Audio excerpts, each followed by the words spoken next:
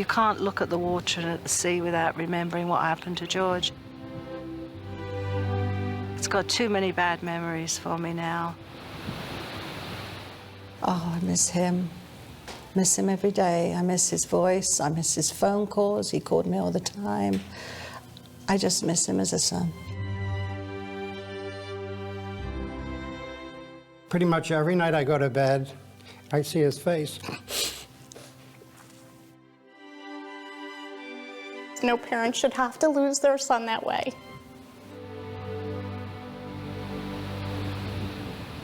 This is Captain Michael. May I get your attention, please? A person may have gone overboard last night. I have no doubt in my mind whatsoever that my son was murdered on that cruise ship. There's so much evidence. It's overwhelming. It's just been a complete and awful nightmare for my family. And we still do not have justice for George. The first suspect is the surviving spouse. She said she couldn't remember anything. Eyebrows started to go up about, well, what exactly did Jennifer know? But the FBI soon turned its attention from George Smith's widow to a group of young men, the last people to see George alive. There were sounds of a fight, a struggle inside my brother's room. I heard some males arguing on the balcony.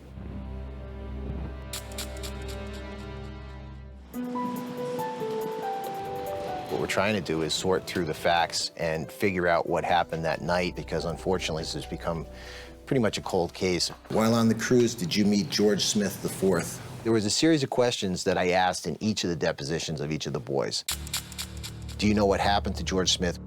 Were you present when George Smith went overboard? Did you kill George Smith? Something crazy went down that night. And I hope one day that they find out the truth. A 48 hours investigation has uncovered failed polygraphs, questionable alibis, and a provocative video made by some of the men just hours after George Smith disappeared. On the videotape, you got them joking about George's death, very callous and at one point incriminating. I just can't comprehend that someone could snatch my brother from a cruise ship, throw him on an overhang, and dies alone in the water, and then nothing's done about it. The evidence is huge. Why hasn't someone been arrested?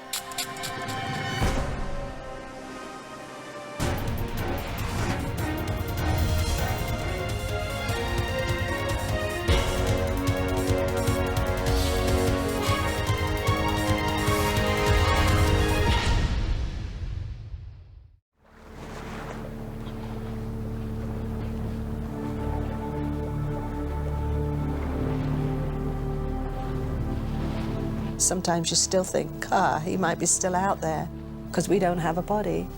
We don't have a body. It doesn't get any easier. And you know what? If we had our answers for George and know what happened, maybe. We don't know. For 10 years, Maureen and George Smith have been tormented. They don't know what happened to their 26-year-old son aboard that cruise ship. We have to just keep pushing the buttons, and we won't let it go. It's our son.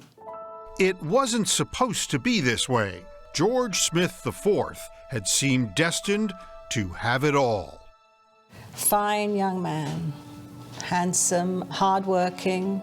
He was just an all-round great kid. He was the funniest guy, you know.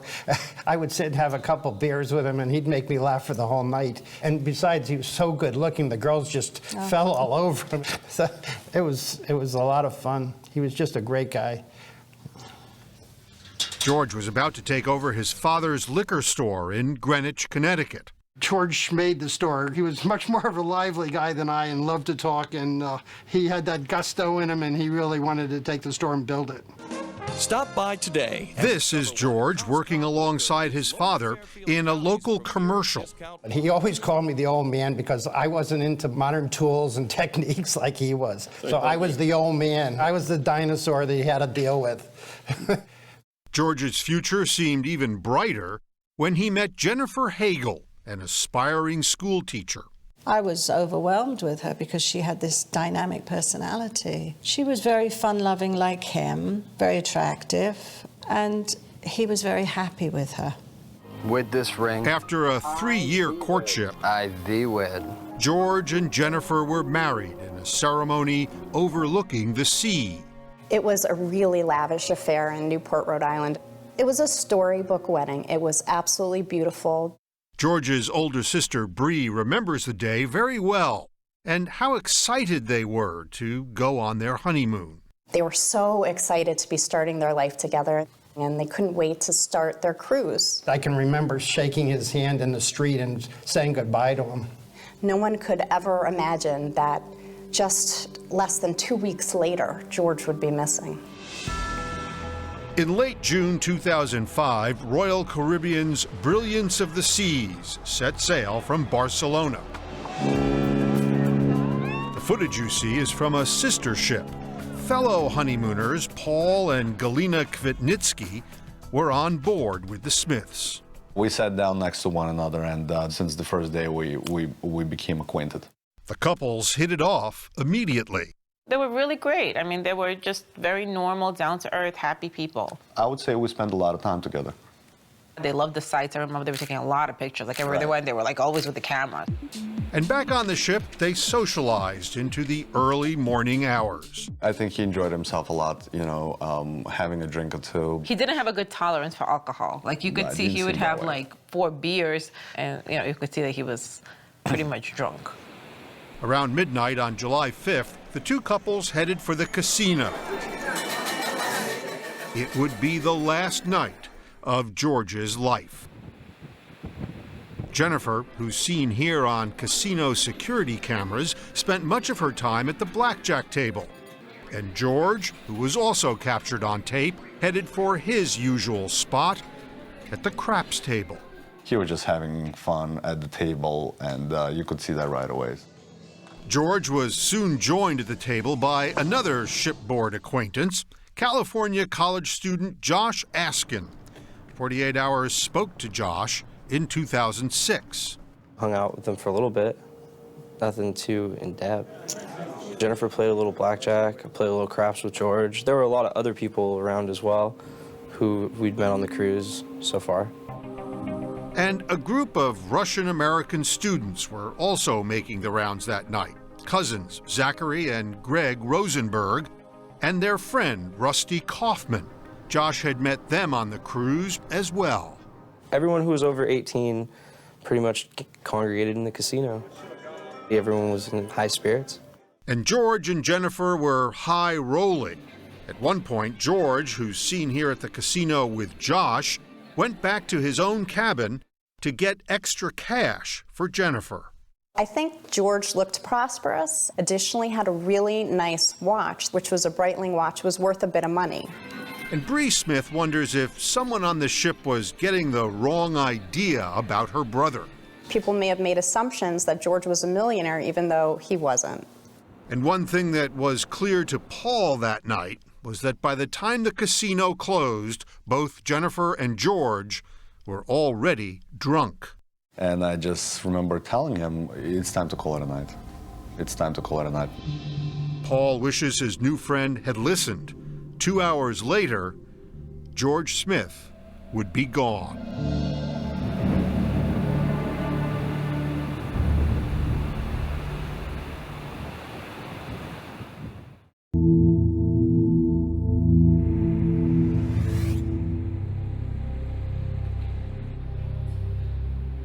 As the sun rose over Kusadasi, Turkey on July 5, 2005, 16-year-old Emily Rausch stepped onto her balcony to snap some photos. It was around 7:30 in the morning, and I noticed something on the overhang of the lifeboats. Instead of a spectacular sunrise, Emily's camera captured this, a huge blood stain on the lifeboat canopy. This is Emily's account from back then. I just assumed that someone had died there. Security quickly determined the occupants of room 9062 were unaccounted for and snapped these pictures of the room. and then they began paging the Smiths. I had a stateroom attendant outside my room, and I said, you know, you should probably go into that guy's room and wake him up because he's not going to hear that page, because he was probably still sleeping. In another cabin, Paul and Galena were startled by a visit from ship personnel. And that's when the guy came in and he said, "Have you seen George?" And I'm like, "What do you mean, have I seen George?" And we said, "What's going on?" And he kind of told us he's missing. We're like, missing? By now, they had been summoned to guest relations. Jennifer was also there. She'd been located at the ship's spa, getting a scheduled massage. The crew soon delivered the crushing news that her new husband, George, was presumed overboard. She just kept saying that she doesn't remember what happened. I can't remember, I can't understand, I don't remember. Jennifer said she had almost no memory after leaving the casino, and that when she had awakened in the cabin, George wasn't there. She had just assumed George stayed with Paul and Galena. She's shocked and panicked, and she doesn't understand what's going on. She just kept saying that, "I want to call my dad, I want to call my dad." Half a world away, in Connecticut, the Smiths were trying to absorb the shock from the call from Jennifer's dad. It's disbelief. You know, we just couldn't believe it. He's got to be on the boat. But the Smiths had not yet been told about that blood stain or the investigation now underway on the brilliance of the seas. Turkish police had boarded the ship. Royal Caribbean documented the forensic investigation. And in the ship's lobby, they rounded up Josh Askin and the group of Russian Americans, Rusty Kaufman and Zach and Greg Rosenberg. They had all partied with George the night before. I just didn't know what was going on. I knew I did nothing wrong, and that's all that mattered to me. This video, secretly recorded by Josh's father, shows the police interview. Rusty Kaufman on the right appears to be shocked when he hears about the blood.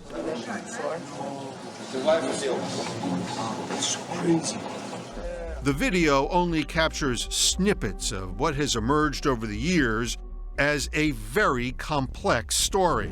A story and a timeline that would be dissected and debated for years.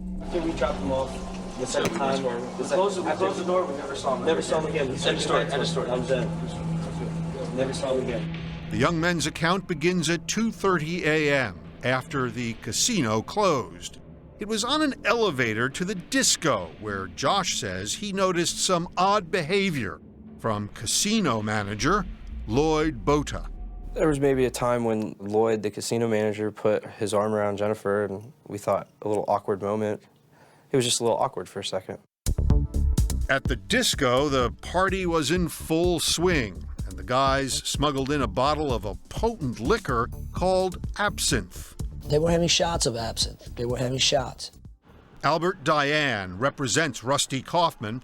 We spoke to him in 2006, and Diane says there was tension between George and Jennifer at the disco. Rusty does not hear what is being said, but he does observe Jennifer kick George in his groin. Jennifer stormed out of the disco, and according to Zach, Rusty, and Josh, the casino manager followed after her. Josh would emphatically make this point when questioned by Turkish police later. She has no idea what happened. She was with another man, the casino manager boy. You need to get him in here. The men claim they didn't know where Lloyd and Jennifer went, but by 3:30 a.m., the disco was closing, and George was in bad shape.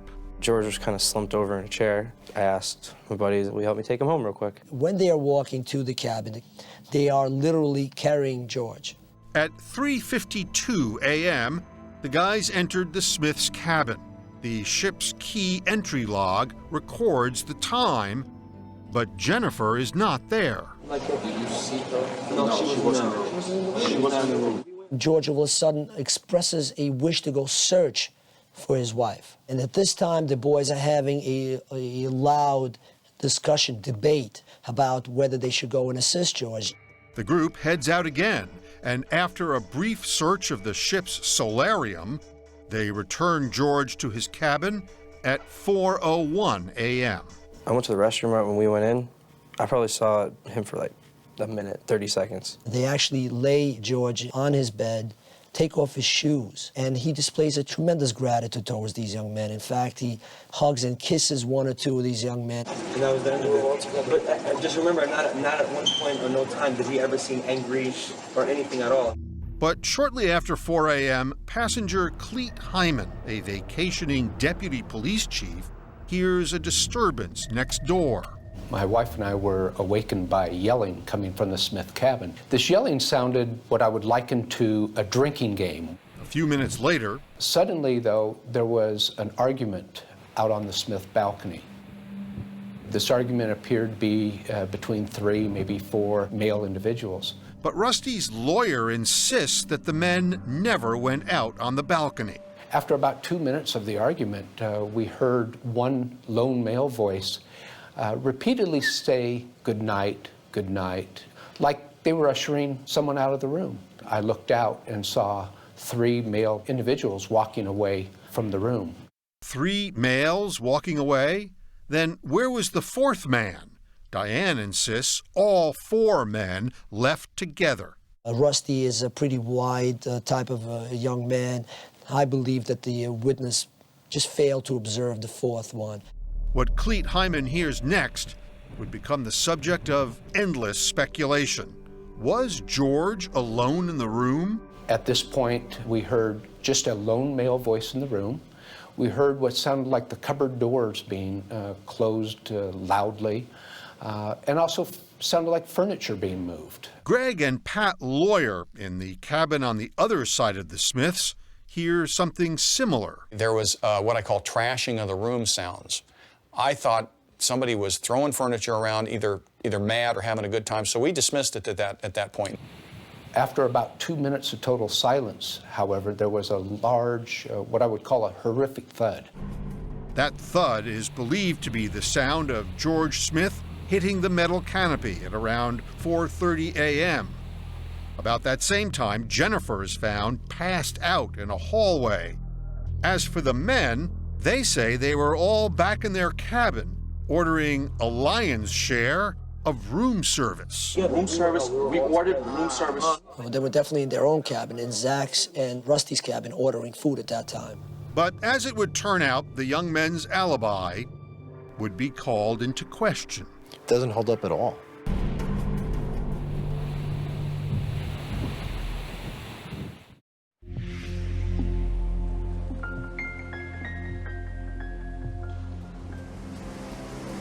As the details surrounding George Smith's disappearance emerged, so had speculation about his bride, Jennifer. Was George murdered? Was Jennifer somehow involved? The widow went on Oprah to defend herself. Not only to lose your memory, but then to have nobody believe you. I don't know what happened. And Jennifer wasn't the only one in the spotlight. Tucker, what about the Ruskies in this story, the Russians? What are these 3 guys hanging around a honeymoon couple Well, I for? mean, obviously... Did he fall overboard? Was he pushed overboard? They found this big blood stain. It's a CSI story that keeps unfolding by the day. The FBI would begin an investigation that would span 9.5 years. At the time, the ship's captain described it as a likely accident, theorizing that an intoxicated George sat on the railing and simply fell off. The Smiths never bought the accident theory. The blood is compelling evidence. There was blood in the room. Photographs taken by Royal Caribbean inside the Smith cabin revealed 2 small lines of blood on the bed sheets. The Smiths say it was George's blood, and another sign pointing to foul play. In addition to the blood, there were sounds of a fight, a struggle inside my brother's room. The Smiths hoped that getting access to Royal Caribbean's investigative case files would provide some answers. So that shows the room. And they brought on attorney Mike Jones to help them. Then you got the blood spot. Yeah. What it's not about is an accident, and what it's not about is a suicide. It's about a murder. Jones immediately got to work, setting his sights on the ship's documents and the 4 men last seen with George. I took Josh Askin's deposition first. Do you know if George Smith was murdered? Invoke my Fifth Amendment right. Do you know who killed George Smith?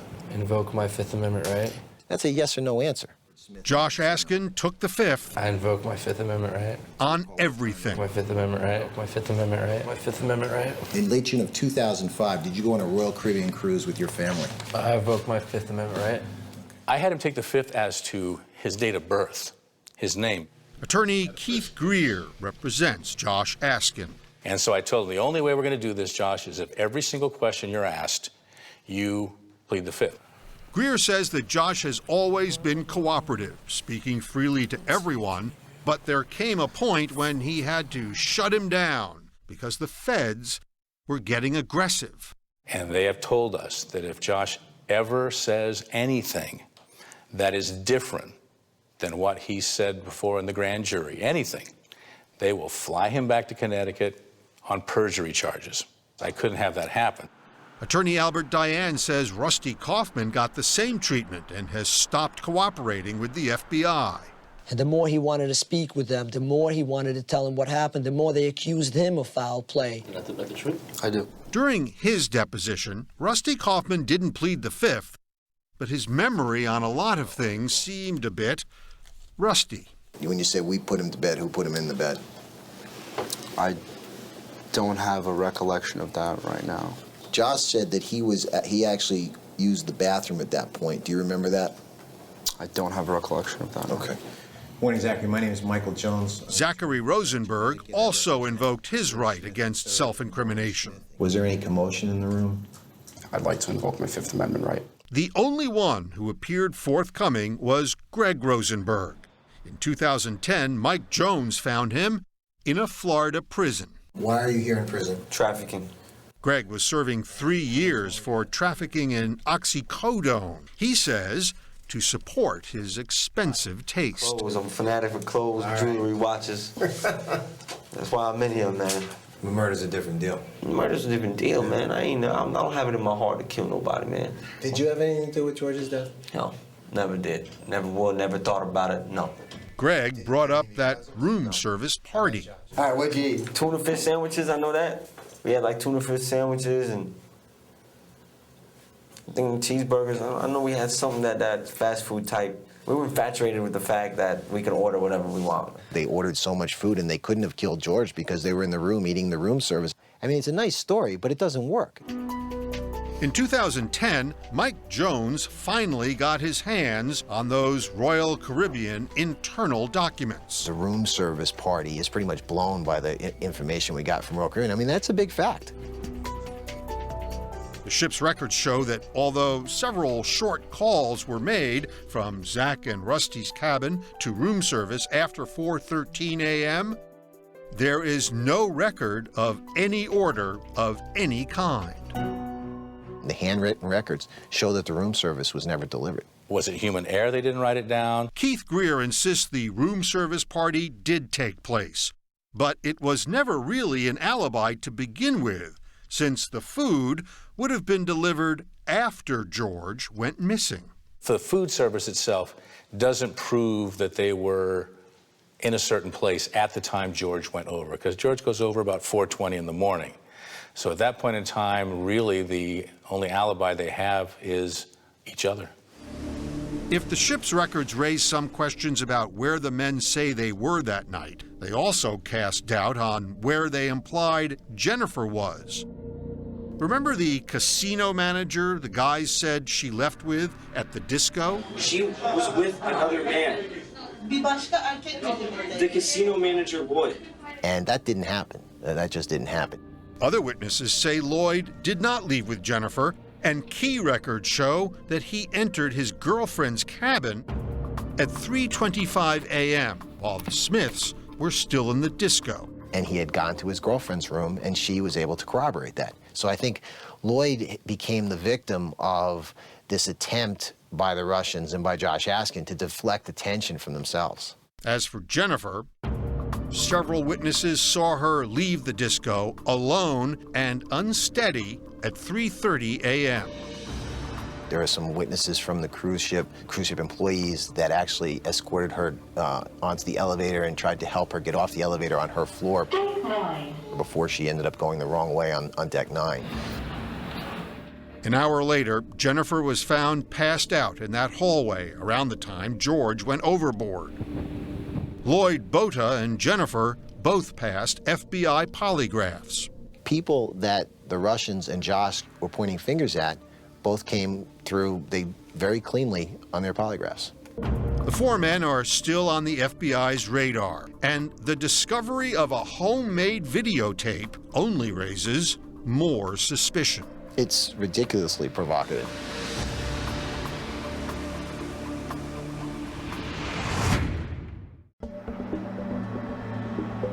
Unfortunately, obviously, after 8 years, this has become pretty much a cold case. For the last few years, Mike Jones has been trying to reignite a case he believes has gone cold in the Connecticut FBI office. And if you talk to the FBI, they'll say it's active and open, but I don't really believe that. And Jones also doesn't believe the account of the four young men last seen with George Smith. When you left George in his bed, all you guys left. No one stayed behind. Nobody stayed behind. We all left. There's a lot of evidence to suggest that it was not as simple as the Russian men and as Josh have said. You look at the behavior of these young men. They're not good boys or good Samaritans. Royal Caribbean documents show complaints were made against some of the men for smoking, sneaking liquor, and verbally abusing ship employees. They were dropping F-bombs on the room service people. And 2 days after George Smith went overboard, an 18-year-old passenger came forward with a major allegation of sexual assault. She stated that she was in one of the Russians' rooms and that there was group sex with her, with some of the Russians. In the woman's statement, she says she was completely intoxicated and in between blackouts, remembers having non-consensual sex with Greg Rosenberg, Rusty Kaufman, and Jeffrey Rosenberg, Zach Rosenberg's younger brother. And they actually videotaped the group sex. And the fact that they videotaped themselves doing this, I mean, who does that? Rusty's lawyer says the sex was consensual. That whole escapade was non-criminal in nature. The tape itself revealed that. Josh's lawyer, Keith Greer, says Josh did not have sex with the young woman, but he was there. Josh walks into the room, and there's one of the Russian boys having sex on the bed with the girl, and another one of the boys filming it. And Josh was concerned. It became clear to him very quickly that the boys weren't taking advantage of her. The girl was taking advantage of the boys. Before he left CBS News to rejoin the New York City Police Department, John Miller investigated the case for 48 hours. People who have seen that videotape have told me that the person holding the camera is doing kind of a narration and asking her questions, and she's responding to them, but as this continues, she's crying. I haven't heard anything about any crying from anyone. Royal Caribbean had had enough and rounded up all of the young men and their families for a tense meeting with the ship's lawyer. Josh Askin's father was, again, recording. The FBI has asked us to detain your sons. We're going to have to ask you to have your sons go to their cabins, and they're going to have to remain there. The group angrily denied the allegations. They're ready for the lawsuit. Quiet! That's lie. Everything is lie. Okay. The four men and their families were then removed from the ship in Naples, where Italian police looked into the rape allegation and washed their hands of it, saying they had no jurisdiction. No one has ever been charged in the sexual incident, and lawyers for the men believe the tape saved them. But for that tape, they could have been charged for something that they did not commit. But that tape may come back to haunt them. The tape in the FBI's possession contained something else, a lunch meeting filmed by the Russian Americans just hours after George went overboard. Josh Askin was not present.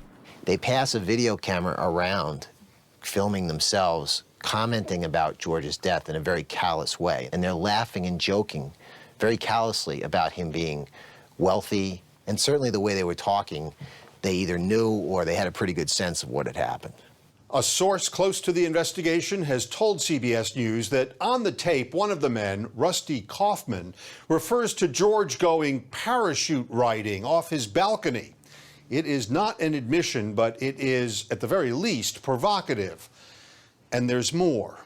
The really sort of incriminating statement is one of them stands up at the end of the tape and sort of hunches his shoulders and flashes gang signs and says, "Told you I was gangsta." And that's in the context of the discussion about George's death, almost as if he's bragging about having done something to George. Jones says that young man was Greg Rosenberg. I just don't understand how the FBI could have had this tape in their possession and still we sit here. Get the guys in there, question them. Lawyers for Zach Rosenberg and Rusty Kaufman declined to comment on the video. In the spring of 2013, John Miller tried to see if Rusty himself could provide any more answers. There's a statement made on videotape where you say George went parachute riding off his balcony. I have no comment. Please contact my lawyer and then we can arrange a time to speak. Greg Rosenberg's lawyer says Greg didn't know George was dead at that point and that his client was just making a stupid comment. I don't think they're kidding around. It's just not something you would just come out and say you're kidding around, because if you didn't do it, why would you be saying it? But if George was murdered, the question has always been why. Mike Jones believes there is finally enough evidence to piece it all together. The first thing you look at is motive, okay? George and Jennifer dressed well. George had a very expensive Breitling watch. They sort of flashed the money in the casino. What's more, witnesses heard George and Jennifer saying they had thousands of dollars in their cabin. And this got around because there were other passengers not within the circle of the Russians and Josh who heard the rumors about the money in the cabin. We don't believe it was true, but perception is everything. Jones believes that perception fueled a robbery attempt, one that was hatched when they put George to bed and Josh had gone into the bathroom. The theory would be that they were arguing about whether or not one of them or two of them should stay behind and see if they could find the money and take the watch, because George was in no position to argue or to put up a fight. That arguing, Mike believes, is what Clete Hyman heard on the balcony. Jones also believes his theory fits with what Hyman saw, just three men leaving. And one of them stays behind, starts to rifle through the drawers and the cabinets. He has a possible explanation for the blood stain. The blood is on the sheets. The blood is in two sort of centimeter-long splashes. And almost looks like if you were taking off a watch and you pinched your skin, it would be compatible with the blood splatter that was on the bed. While they're doing that, George wakes up, says, "What are you doing?" A fight ensues, which is consistent with the noises that people on both sides of the cabin heard. And George goes overboard. Other people hear the loud thud. Josh Askin's lawyer, Keith Greer, argues that is all nothing more than speculation.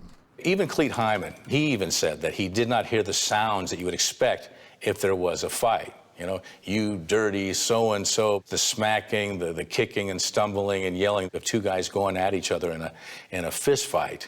I just don't think it makes sense. Greer thinks that there's a simpler explanation for all that took place aboard the Brilliance of the Seas, the sex assault claim, and George going overboard. I don't know why everybody's missing the theme here, because there's one common element, and it's too much alcohol. And we can go and, you know, blame it on murder and blame it on aggressive sexual behavior here. You know what? It's just everybody drinking too much and stupid stuff happening. That fits. But does it fit with what Josh Askin was heard saying on an elevator?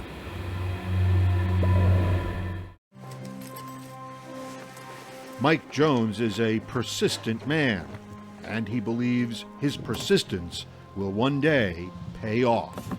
It's just a question of pulling together enough evidence to get an indictment and a conviction. Jones and the Smiths maintain the key to solving the case lies in California. Our theory is that Josh Askin knows what happened, but we don't believe that Josh was involved in the actual, tossing of George overboard. To support his theory, Jones is pointing to an intriguing clue uncovered by Royal Caribbean. A ship employee overheard Josh Askin speaking to a friend on an elevator. He said, I know more than they think I know. Those almost got me arrested in Turkey.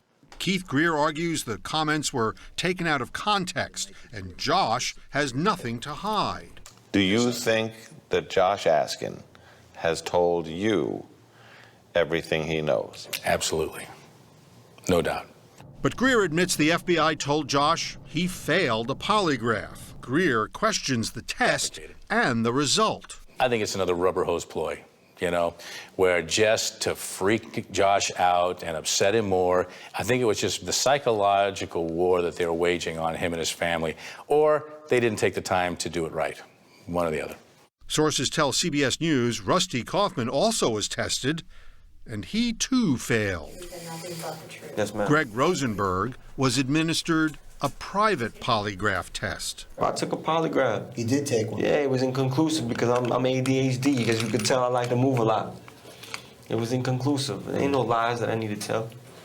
Generally, it's much easier to tell the actual lie on your own. 48 Hours decided to bring in Phil Houston, a former CIA case officer who for more than 2 decades specialized in detecting deception. We asked him to take a closer look at those depositions. Is there anybody of the group that particularly jumps out? That's the honest truth. Greg stands out above and beyond everyone. There was just a ton of deceptive behaviors. You can't judge a book by its cover. In Houston's opinion, it's not what Greg Rosenberg says that seems deceptive. It is often what he doesn't say. What we should hear and see his focus on is, I didn't do it. It wasn't me. You got the wrong guy. Instead, we don't. Where we hear his focus so many times are reasons why he wouldn't do this. But in no way, shape, or form would I ever do anything like that to an individual. No reason that's not me. And it appears some questions are more difficult for Greg than others. Did they find anything in either room that was connected to George's disappearance? He hesitates. He's clearly thinking. The question has thrown him for a loop. It's almost, what could they have found that would have connected someone to the disappearance? No. Okay. No, Did they of course say, not. And then it's like, as he thinks through it, he realizes, I've got to answer the question. So he goes, well, no. So he's thinking about something that is not going to come out in his answer. That's correct. That's correct. Something he's not sharing. But Greg doesn't hold back on the one thing the Smiths would agree with. He says George's death was no accident. George Allen Smith did not disappear or kill himself or hurt himself or slip and fall off a boat at 6'4" or however tall he is and just dive off. I know that didn't happen. Something crazy went down that night. And I hope one day that they find out the truth. In the years following George's death, Jennifer has remarried and tried to move on. But for the Smiths, it's not so easy. In 2014, they announced they are offering a reward, $100,000, for information that leads directly to the arrest and conviction of whoever is responsible. We're hoping with this $100,000 reward, this might just be the thing that we need to get the arrest, to get the convictions.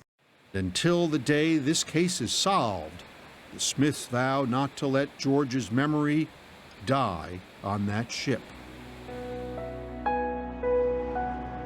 That's right. There you go, Georgie. We'll get justice. We'll get justice. Somehow.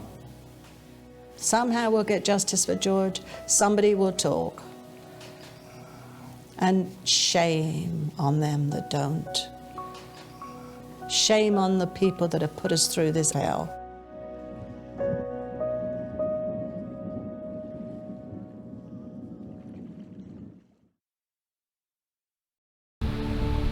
On January 9th, 2015, the Smith family suffered yet another blow. The FBI announced they were officially closing the case on George Smith. The FBI has determined that there is not sufficient evidence to continue the investigation. When we were called in for the meeting that finally closed the case down, it was just devastating to my family. How do you collect 97,000 pages of an investigation to determine, after almost 10 years, that an accident may have occurred? Still, the family stands by that $100,000 reward, and they still believe it was murder. The money that was going to be left to George, we thought that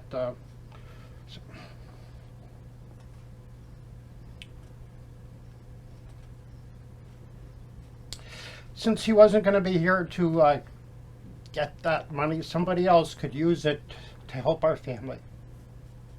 We're hoping to generate more leads with the reward, and we're hoping the FBI will reopen the investigation. But the toll is great. I never expected to be 67 and still sitting here trying to get answers from my son. It's sad. We should be on with our life, but we're not. They could say there's no conclusive evidence. They could shut down the investigation, but they're not going to shut down me, and I'm going to continue until there is answers and justice for George.